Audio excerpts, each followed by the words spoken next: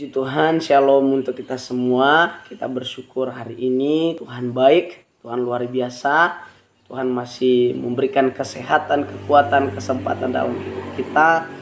Kita boleh ada sampai saat ini sebagaimana kita ada. Kita percaya semua bukan karena kekuatan kita, bukan karena kehebatan kita, bahkan bukan karena kepintaran kita, melainkan semua hanya karena anugerah Tuhan.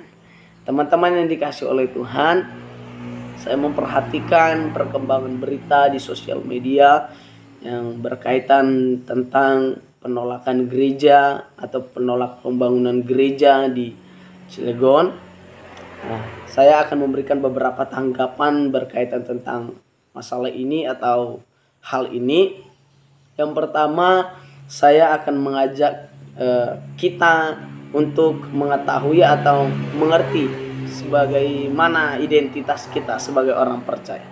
Nah, sebagai orang yang percaya kepada Tuhan, sebagai orang-orang Kristen, pasti dia akan memahami apa yang diajarkan oleh kebenaran firman Tuhan, apa yang diajarkan Tuhan di dalam kehidupannya melalui setiap hamba-hamba Tuhan, baik gembala-gembala, baik pelayan-pelayan Tuhan yang lainnya.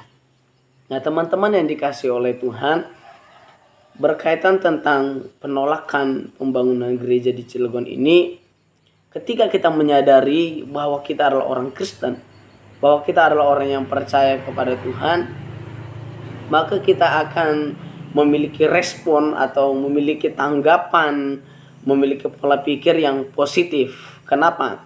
Karena ada beberapa hal yang saya akan katakan, akan saya jelaskan nanti. Kenapa saya mengatakan kita harus berpikir positif, kita harus merespon dengan baik gitu.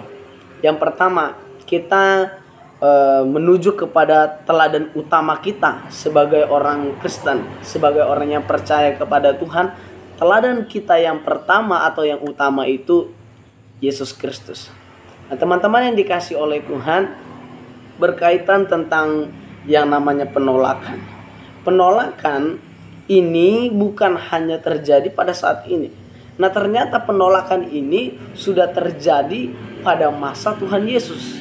Nah, Tuhan Yesus sendiri ditolak. Tuhan Yesus sendiri pernah tidak diterima di kampungnya sendiri, yaitu di Nazaret.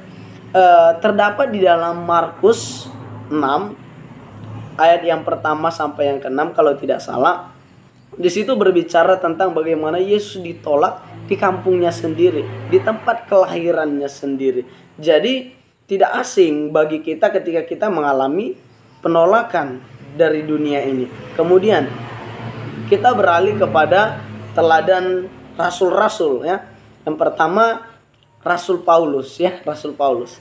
Rasul Paulus ini dia bisa dikatakan adalah orang yang juga menerima tolakan saat menyampaikan kebenaran firman Tuhan, saat menyampaikan Injil di mana-mana. Bahkan berulang kali di penjara demi menyampaikan Injil, demi melayani Tuhan. Kemudian kita beralih kepada seorang Stefanus ya. Stefanus. Bagaimana tragedi kehidupan Stefanus dalam menyampaikan Injil, dalam melayani Tuhan. Dia sampai dibunuh, dia sampai dilempari dengan batu. Tetapi bagaimana perkataan Stefanus yang luar biasa bahwa ampunilah mereka, ini sangat luar biasa.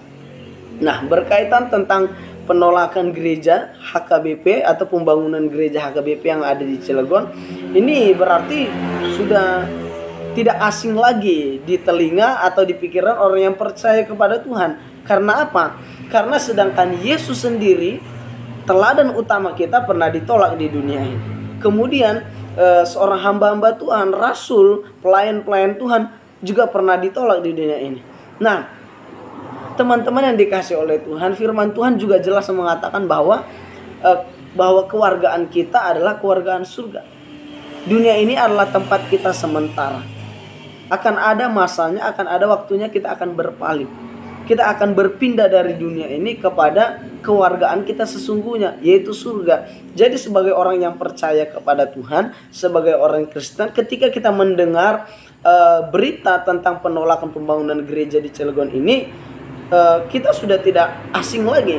Kita sudah tidak berpikir negatif lagi. Karena apa? Karena Yesus sendiri pernah ditolak. Hamba-hamba Tuhan, pelayan-pelayan Tuhan juga pernah ditolak. Nah, secara tidak langsung firman Tuhan itu hari demi hari akan digenapi. Tetapi bagaimana kehidupan kita semakin menyadari bahwa hubungan kita itu harus semakin dipererat kepada Tuhan, harus semakin baik, harus semakin bagus antara hubungan kita sebagai manusia kepada Tuhan Yesus.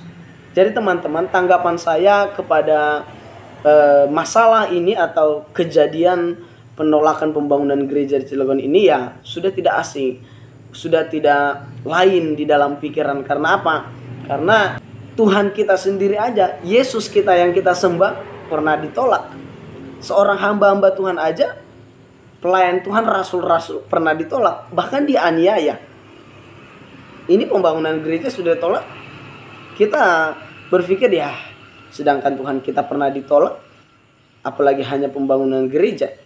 Tetapi bagaimana kita tetap mempertahankan iman kita sampai akhir, kita tetap setia kepada Tuhan. Karena jangan karena ada seperti ini iman kita semakin menurun, iman kita down.